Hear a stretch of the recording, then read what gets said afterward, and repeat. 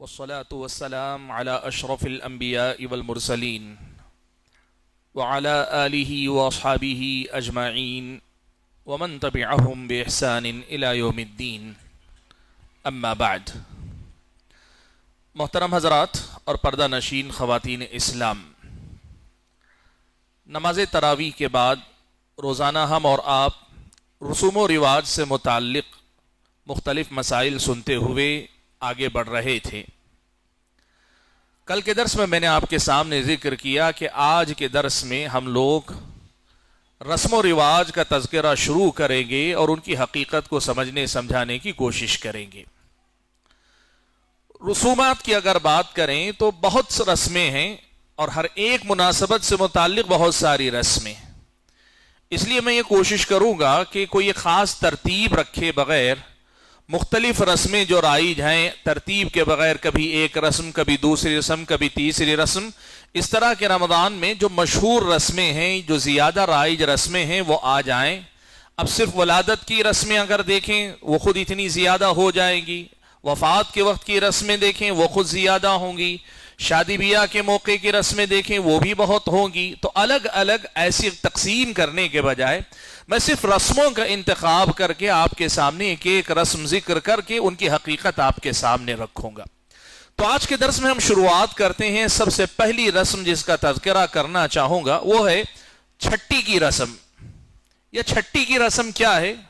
بہت سارے لوگ اسے نام سے نہیں جانتے، لیکن خاندان قبیلے کے اندر یہ رسم منائی جاتی ہے. یہ رسم منائی جاتی ہے بچے کی پیدائش کے 6 دن کے بعد. چھٹے دن بچہ جب پیدا ہو جائے اس کے 6 دن کے بعد یہ رسم منائی جاتی ہے. عقیقہ نہیں، عقیقے کا مسئلہ نہیں ہے، یہ چھٹی کی رسم ہے. یہ رسم ہوتی کیا؟ چھٹی اس کو کہتے ہیں چونکہ 6 دن کے بعد 6ویں دن منائی جاتی، اس لیے اس کو چھٹی کہا جاتا ہے. اس رسم میں ہوتا کیا ہے؟ اس رسم میں خاص طور پر بچہ جو پیدا ہوا یا بچی جو پیدا ہوئی ہے اس کے لیے ننیال کی طرف سے، یعنی پیدا ہونے والے بچے کے ننیال، نانی کی طرف سے اور ننیالی رشتہ داروں کی طرف سے یہ ضروری سمجھا جاتا ہے کہ تحفے تحائف دیے جائیں. تحفے تحائف کیا ہیں؟ بچے کے لیے جھولا دینا، بچے کے لیے کپڑے دینا، بچے کے اپنے کھلونے دینا، بچوں کے لیے جو چیزیں، لڑکی اگر ہے تو ممکن ہو تو زیور اس کے ساتھ دینا. یعنی یوں سمجھیے کہ جو بچے کے استعمال میں آنے والی چیزیں ہیں ان چیزوں کو اس دن، چھٹی کے دن دینے کو ضروری سمجھنا. چھٹی میں دینے کو اس کو ضروری سمجھنا. لوگوں نے بتایا ہے کہ اس میں بھی بڑی تفصیلات ہیں، علاقے کے اعتبار سے الگ الگ کمی زیادتی ہے ان تفصیلات کے اندر، ان رسومات کے اندر. انہی میں سے کچھ لوگوں نے یہ بتایا، پہلا اگر بیٹا ہوتا ہے تو اسے جتنے تحفے تحائف دیے جاتے ہیں، دوسری اولاد اگر بیٹا ہی ہو تو اس کی چھٹی میں، دوسرے بچے کی چھٹی میں پہلے کے مقابلے میں ذرا کم دینا چاہیے. تیسرا بھی اگر بیٹا ہو تو دوسرے کے مقابلے میں وہی چھٹی کے دن اس کے تھوڑا سا اور کم تحفے دینا چاہیے. وہی اگر پہلے کے بعد بیٹی اگر ہوتی یا دوسرے کے بعد بیٹی اگر ہوتی ہے تو بیٹی کو بیٹے کے برابر، یعنی پہلی اولاد کو جتنا دیا گیا تھا اتنے ہی تحفے تحائف دینا ضروری ہے. یہ ہے چھٹی کی رسم. اور اس رسم میں نہ صرف یہ کہ بچے کو کچھ دیا جاتا ہے، ماں جو بچے کی ماں ہے، جو خاتون جس کے بطن سے بچہ پیدا ہوا، جس کو ہم زچہ کہتے ہیں، زچہ کے سلسلے میں بھی رسم و رواج ہیں. اسے کاجل لگایا جاتا ہے مخصوص دن میں. کچھ علاقوں میں سنا کہ تارے دکھائے جاتے ہیں اسے. یہ جو ساری رسم و رواج ہیں اس کو جو ہے چھٹی کی رسم کہا جاتا ہے. اب یہ رسم پائی جاتی ہے ہمارے سماج کے اندر، کئی علاقوں میں پائی جاتی ہے اور کئی جگہ پر یہ چھٹی کی رسم تھوڑے سے فرق کے ساتھ پائی جاتی ہے. وہ کیا ہے؟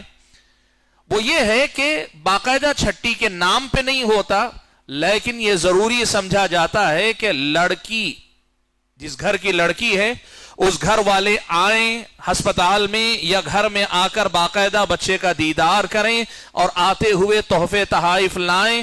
اور اگر وہ تحفے تحائف نہیں لاتے ہیں تو پھر اس لڑکی کو اور اس بچے کو، جو بچہ بھی پیدا ہوا ہے، زندگی بھر تانے سننے پڑتے ہیں. لڑکی کو مثال کے طور پر یہ کہ تمہارے ماں باپ کی اتنی حیثیت بھی نہیں کہ اس دن تحفے تحائف دیں. یا بچے کو تانے دیے جاتے ہیں کہ تیرے نانی ننیال میں اتنی بھی یہ نہیں تھی، پیدا ہوا تو منہ دیکھتے وقت کچھ تحفے بھی تمہیں نہیں دیے۔ یہ جو چھٹی کی رسم ہے، اس کی حقیقت کے سلسلے میں یہ بات رکھی ہے کہ بعض تحقیق کرنے والوں نے لکھا ہے کہ یہ رسم اصل میں ہندوؤں سے آئی ہے، یہ ہندوؤں کا کلچر ہے، ہندوؤں کی رسم ہے، یہ ہندوؤں کے بعض مخصوص ذاتوں میں، بعض مخصوص قبائل کے اندر یہ رسم ہے، وہاں سے لی گئی ہے۔ اور وہاں اتنا برا مانا جاتا ہے اگر لڑکی جس کے بطن سے بچہ یا بچی پیدا ہوئی ہے، اس کے گھر والے وقت پر تحفے تحائف لا کر نہیں دیتے ہیں، یہ خود پھر جھگڑے کی نوبت آ جاتی ہے، بلکہ لڑکے والے اپنی بے عزتی سمجھتے ہیں اس کو۔ یعنی لڑکی کے گھر والے اگر اس کو تحفے تحائف نہ دیں تو لڑکے کے گھر والے لڑکے کی بے عزتی یا اپنے گھرانے کی بے عزتی سمجھتے ہیں۔ یہ ہے چھٹی کی رسم جو ہمارے اور آپ کے سماج میں بھی رائج ہے۔ دیکھیے بنیادی مسئلہ یاد رکھیے، گھر میں اولاد کا پیدا ہونا خوشی کا موقع ہے، اور خوشی کے موقع پہ آپ اپنی خوشی سے تحفے تحائف دیتے ہیں، ننیال والے دیتے، ددیال والے دیتے، نانی دیتے، نانا دیتے، ماموں خالہ جو دیتے ہیں، دینا چاہیں بخوشی دے سکتے ہیں، کوئی حرج کی بات نہیں۔ اور اگر نہ دینا چاہیں کوئی عیب کی بات نہیں، کوئی عیب کی بات نہیں۔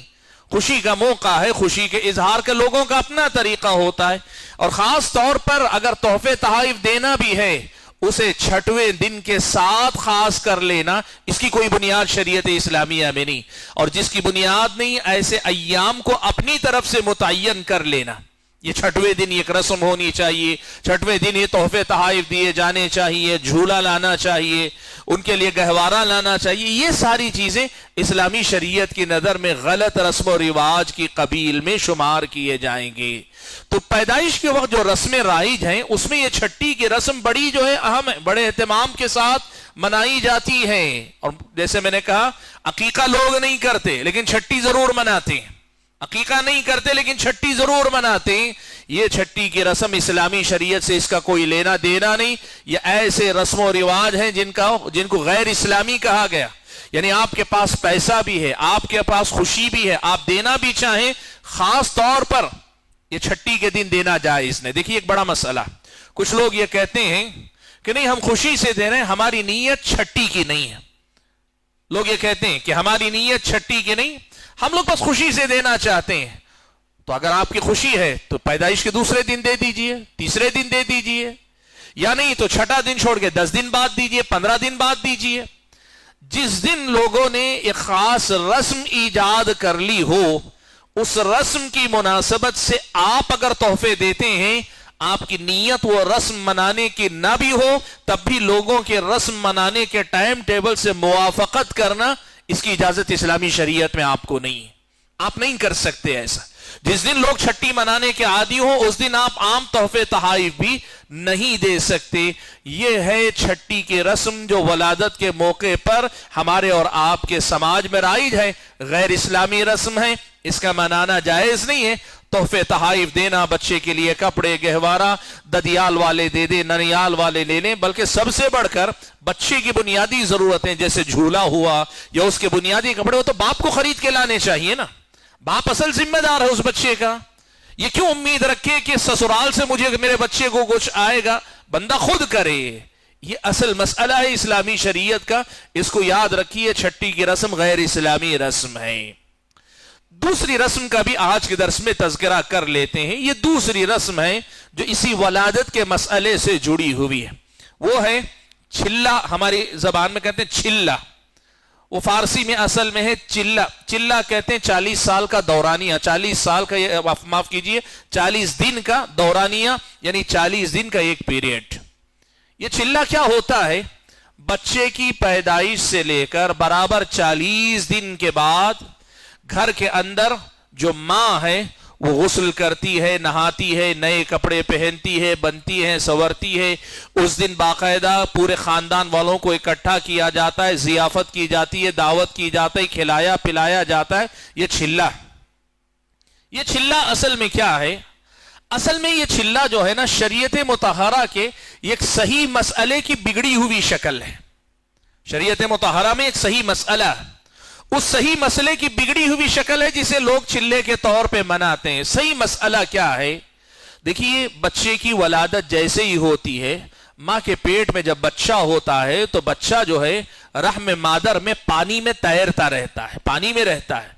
जैसे ही बच्चे की वलादत हो जाए, चाहे वो नॉर्मल वलादत हो या फिर ये कि सर्जरी के जरिए हो, वो जो पानी होता है माँ के पेट में, वो पानी निकलने लगता है। जैसे माहवारी में औरत के अय्याम होते हैं, वैसे वलादत के बाद के भी अय्याम होते हैं। इन अय्याम को निफास के अय्याम कहा जाता है। इन अय्याम को निफास कहा जाता है। ये जो निफास के अय्याम हैं, इन दिनों के सिलसिले में ये जाबिता याद रखिए। शरीयत मुतहरा का ये जाबिता ये है कि निफास के अय्याम मुतय्यन हैं। कैसे मुतय्यन हैं? ज्यादा से ज्यादा 40 दिन तक ये निफास के अय्याम हो सकते हैं। हजरत उम्मे सलमा रदियल्लाहु तआला अन्हा की रिवायत है, सुनन नबी दाऊद की रिवायत है, प्यारे नबी सल्लल्लाहु अलैहि वसल्लम ने इरशाद, हजरत उम्मे सलमा रदियल्लाहु तआला अन्हा इरशाद फरमाती है कि कानतिन नुफसाउ तजलिसु अला अहदी रसूलिल्लाहि सल्लल्लाहु अलैहि वसल्लम 40 यौमा। अल्लाह के नबी के जमाने में निफास वाली औरत, यानी बच्चे की वलादत के बाद जिसकी नापाकी के अय्याम जारी होती, अल्लाह के नबी के जमाने में ये औरत 40 दिन तक अपने निफास की मुद्दत में बैठा करती थी। ये मसला आपको मसले के तौर पे समझ लें। निफास के ज्यादा से ज्यादा अय्याम 40 दिन होते हैं और कम से कम दिनों की कोई तादाद मुतय्यन नहीं है। कोई औरत एक हफ्ते में भी पाक हो जा सकती है, 10 दिन में पाक हो जा सकती है, 15 दिन में पाक हो सकती, 20 दिन 30 दिन में कभी भी पाक हो सकती है। जिस दिन औरत पाक हो गई उस दिन उसकी नापाकी के अय्याम या निफास के अय्याम खत्म हो गए। जिस दिन उसके पाकी हो गई, और पाकी को पहचानने का तरीका औरतें जानती हैं, जैसे माहवारी की पाकी को वो पहचानती हैं, ऐसे ही निफास का भी मसला है, अपनी पाकी नापाकी को पहचानने का मसला। अगर वो पाकी और नापाकी के अय्याम को पहचान लेती हैं तो नापाकी और पाकी के अय्याम को पहचान लेने के बाद जैसे ही पाकी होती है, वो एक हफ्ते पे होती है, 15 दिन पे होती है, 20 दिन 30 दिन, वहीं उसके अय्याम निफास के खत्म हो जाते हैं। यहां से औरत को गुस्ल कर लेना चाहिए और वहीं से नमाज की भी पाबंदी शुरू कर लेनी चाहिए। और अगर ये पाकी नापाकी खत्म नहीं हुई, ये नापाकी का सिलसिला जारी रहा, तो ज्यादा से ज्यादा 40 दिन मैक्सिमम है।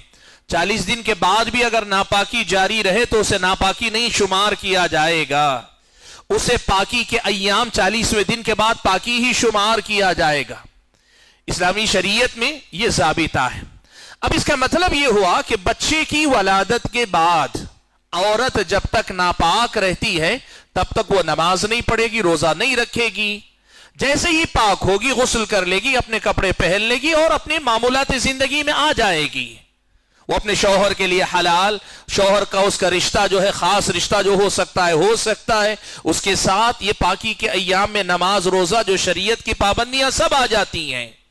अब हमारे समाज में ये जो एक सही मसला निफास का मसला, इस मसले को जहालत की वजह से, कम इल्मी की वजह से लोगों ने यह मान लिया कि कोई भी औरत अगर वलादत से फारिग होती है तो वहां से 40 दिन तक उसे इंतजार करना है। पाकी नापाकी का कोई जाबिता नहीं है उनके पास, 40 दिन तक रहना। अब उसका नतीजा यह है, यह औरत 40 दिन तक गुस्ल नहीं करती, 40 दिन तक नापाक भी रहे या पाक बीच में पाकी भी पाक भी हो जाए तब भी वो बकिया दिनों में नमाज नहीं पढ़ती है। और फिर उसके बाद 40वें दिन बाकायदा रस्म मनाई जाती है, बाकायदा रस्म मनाई जाती है। औरत नहा धोकर नए कपड़े पहनना, बनना संवरना, एक तरह से फिर से उसे संवारा जाता है। ये इस्लामी शरीयत की नजर में गलत रस्म है। चिल्ले की यह रस्म इस्लामी शरीयत की नजर में सही मसले की बिगड़ी हुई शक्ल है। इस्लामी शरीयत के एक सही मसले की बिगड़ी हुई शक्ल, और खास तौर पर उस दिन जियाफत करना, दावत करना बेबुनियाद मसला। औरत दरमियान में भी पाक हो जाती है तो पाकी के दिन दावत करना शरीयत का कोई मसला नहीं, बेबुनियाद मसला। चाहे वो 20 दिन पे पाक हो, 40 दिन पे पाक हो, यह दावत करना, जियाफत करना यह दुरुस्त नहीं है। اور اگر کوئی آپ کو چلے کی دعوت دے، کہے کہ فلاں گھر میں، ہمارے گھر میں چلے کی دعوت، ہمارے گھر میں چلے کی دعوت، یہ غیر شرعی مناسبت، غیر شرعی مناسبت سے کی جانے والی دعوت، غیر شرعی مناسبت سے کی جانے والی ضیافت، ایک مسلمان کو چاہیے کہ اس قسم کے رسم و رواج سے پرہیز کرے۔ تو یہ دو بڑی رسمیں ہیں، ایک چھٹی کی رسم جس میں زیادہ تر تعلق بچے سے ہے، دوسرے چھلے کی رسم جس کا تعلق اس ماں سے ہے جس نے بچے کو جنم دیا ہو۔ یہ دونوں کی دونوں رسمیں ہمارے سماج میں رائج ہیں، شریعت مطہرہ میں ان دونوں کا کوئی وجود نہیں، ان دونوں کے شریعت اسلامیہ سے کوئی لینا دینا نہیں۔ غلط رسم و رواج میں سے یہ کچھ رواج ہیں جو میرے اور آپ کے سماج میں جڑ پکڑے ہوئے ہیں۔ بات کو میں مختصر کر کے ختم کر لیتا ہوں۔ کہنا یہ ہے کہ ایسی جتنی بھی رسم و رواج ہمارے علم میں آتے ہیں اور ان کی حقیقت پتہ چلتی ہے کہ شریعت مطہرہ سے اس کا کوئی لینا دینا نہیں، بلکہ یا تو شریعت کی بگڑی ہوئی شکل یا پھر یہ کہ غیروں سے لی ہوئی رسم و رواج ہیں، ان کو اپنی زندگی سے نکال باہر کریں، شریعت مطہرہ کی جو پاکیزہ تعلیمات ہیں ان پر عمل پیرا رہنے کی کوشش کریں۔ اللہ سے دعا کیجئے کہ اللہ تعالیٰ مجھے اور آپ سبھی حضرات اور خواتین کو ان رسوم کو پہچان کر اس رسم و رواج سے پرہیز کرنے کی توفیق عطا فرمائے۔ آمین۔ وآخر دعوانا الحمدللہ رب العالمین۔